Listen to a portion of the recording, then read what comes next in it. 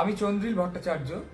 19শে November তারিখটাকে আন্তর্জাতিক শিশু নিগ্রহ প্রতিরোধ দিবস হিসেবে পালন করার জন্য রক্ষা মানে rise against child sexual harm and abuse এই সংস্থাটি যে প্রচার চালাচ্ছে আমি তা সমর্থন করি। শিশু নিগ্রহ সব ধরনের সমাজে আছে এবং নিগ্রহকারীরা সব ধর্মের, জাতির, লিঙ্গের হয়। শিশুরা অনেক সময় নিগৃহীত হলে বুঝতে পারে না, অথবা বুঝলেও ভয়ে বলতে পারে না বা লজ্জায় বলতে পারে না।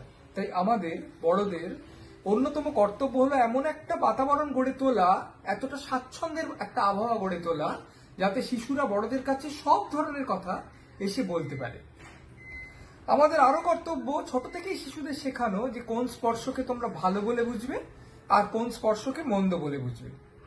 অনেক সময় সমীক্ষায় দেখা গেছে যে নিগ্রহকারী হয় শিশুর খুব চেনা, হয়তো এমন কেউ যাকে শিশু বিশ্বাস করে।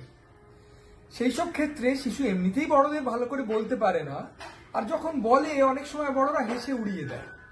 আমাদের কর্তব্য শিশু যখন এসে তার কোনো গোপন কথা আমাদের বলছে তখন তা মনোযোগ দিয়ে শোনা, গুরুত্ব সহকারে শোনা। বছরের একটা দিন পালন করা তো ভালো, কিন্তু তার চেয়েও ভালো সমগ্র বছর যদি আমরা অত্যন্ত সজাগ, সতর্ক এবং দায়িত্বশীল অভিভাবক হয়ে শিশুদের দেখভাল করি। ধন্যবাদ।